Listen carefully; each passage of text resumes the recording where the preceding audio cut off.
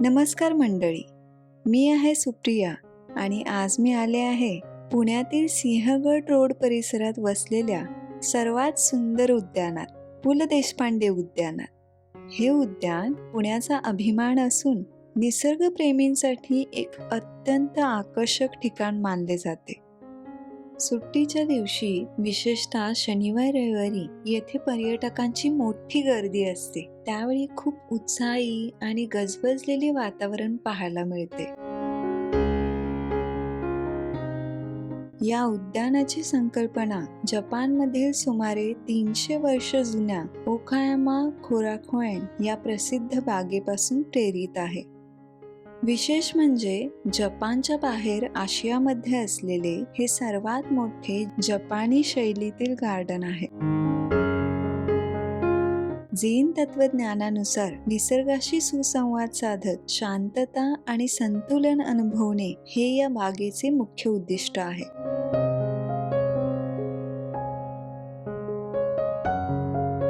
पुण्यातील हे जपानी गार्डन सुमारे 12 एकर क्षेत्रामध्ये पसरले आहे आणि जपानी संस्कृती, निसर्ग आणि सौंदर्य दृष्टीने सजलेले आहे. ही बाग पुणे आणि जपानमधील ओकायामा शहर यांच्यातील मैत्रीचे प्रतीक असून त्यांच्यातील सांस्कृतिक, पारंपरिक, आर्थिक आणि औद्योगिक संबंध सुदृढ करण्याचे कार्य करते.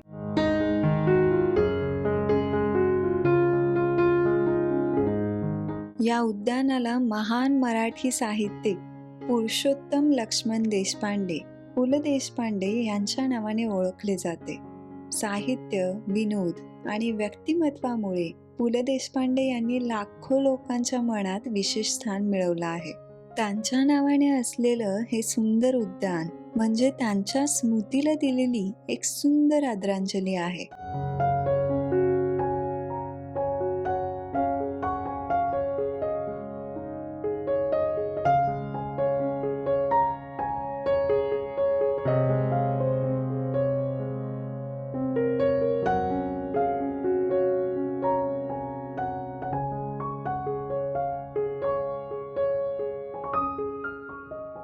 या गार्डनमध्ये प्रवेश करताच सर्वात आधी जाणवते ती म्हणजे इथली शांतता आणि प्रसन्नता.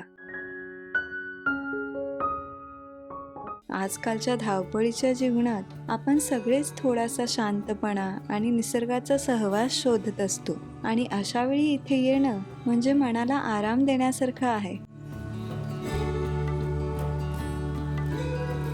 उद्यानात बसण्यासाठी महोगनी लाकडापासून बनवलेले सुंदर जपानी परगोला देखील आहेत, जे या उद्यानाच्या सौंदर्यात अधिक भर घालतात. इथली हिरवीगार झाडं, सुंदर फुलं, छोट्या टेकड्या, दगडी पायवाटा आणि पाण्याचे प्रवाह या सगळ्यामुळेच हे गार्डन खूपच आकर्षक आणि मनमोहक दिसतं. या बागेमध्ये सुंदर धबधबे आहेत, जे या ठिकाणाला अधिक रमणीय बनवतात. उद्यानामध्ये कालव्यातून येणारं नैसर्गिक पाणी छोट्या प्रवाहांच्या स्वरूपात संपूर्ण बागेत पसरवले गेले आहे.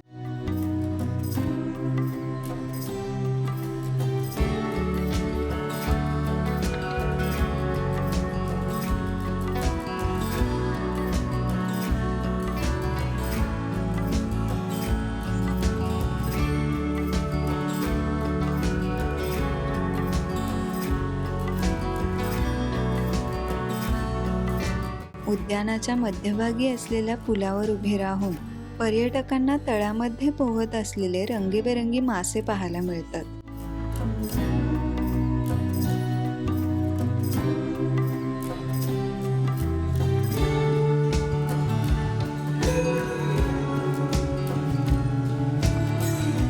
या उद्यानामध्ये अनेक चित्रपटांचे आणि गाण्यांचे शूटिंग देखील झाले आहे.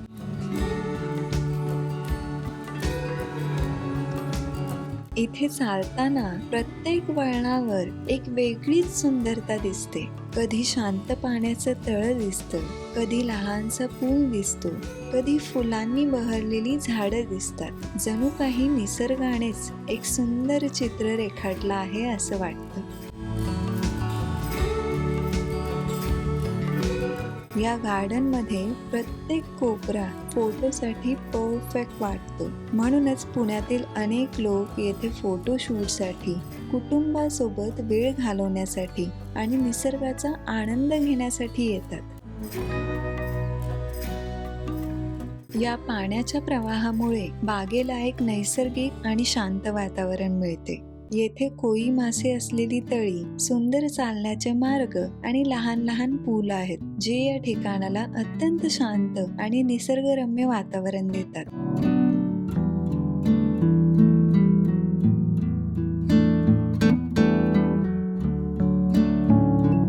या उद्यानामध्ये मुघल गार्डन नावाचा एक भाग आहे, जो दिल्लीतील राष्ट्रपती भवन येथे असलेल्या प्रसिद्ध मुघल गार्डनच्या धर्तीवर तयार करण्यात आला आहे. येथे फुलांची सुंदर मांडणी आणि समतोल रचना पाहायला मिळते. उद्यानामध्ये कलाग्राम नावाचा एक विभाग देखील आहे, जिथे हस्तकला, कला प्रदर्शन आणि विविध सांस्कृतिक कार्यक्रम आयोजित केले जातात. मला वैयक्तिकरित्या अशा ठिकाणी येणं खूप आवडतं, कारण इथे आल्यावर मनःशांतीचा अनुभव प्राप्त होतो.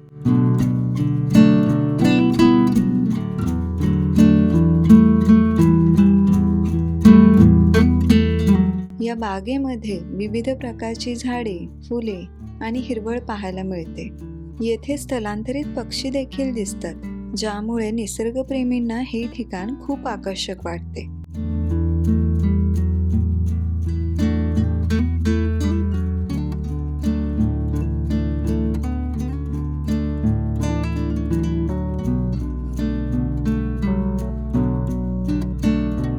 या उद्यानाच्या सुंदर रचनेमुळे येथे वर्षभर येणाऱ्या पर्यटकांना एक आनंददायी आणि शांत अनुभव मिळतो.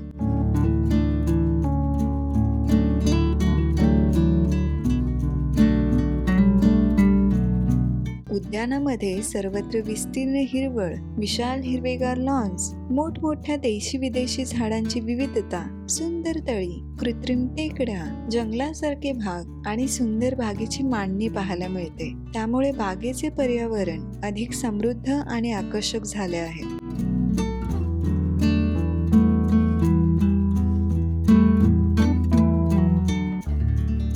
या उद्यानात पिकनिक करणे किंवा लॉनवर बसण्याला परवानगी नाही. त्यामुळे उद्यान अतिशय स्वच्छ आणि व्यवस्थित राखलेले आहे.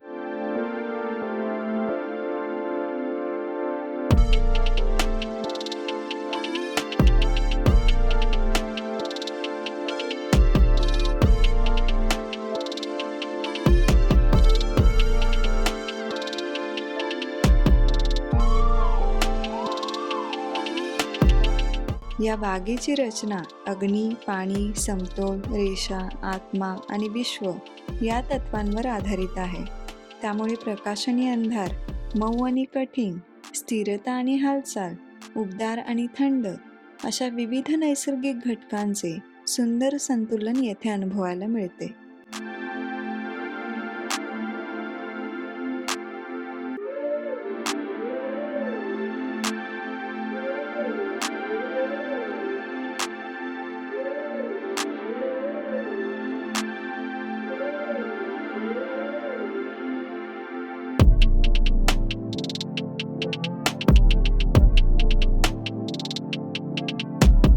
पुण्यातील हे उद्यान अत्यंत शांत, सुंदर आणि निसर्गरम्य ठिकाण आहे. येथे आल्यावर मनाला वेगळीच शांतता मिळते आणि निसर्गाच्या सानिध्यात काही निवांत क्षण घालवता येतात.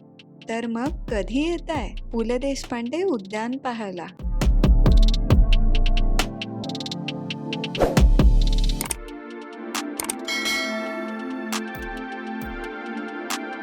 हा व्लॉग तुम्हाला आवडला असेल तर लाईक, शेअर आणि चॅनलला सबस्क्राईब नक्की करा. लवकरच पुन्हा भेटू.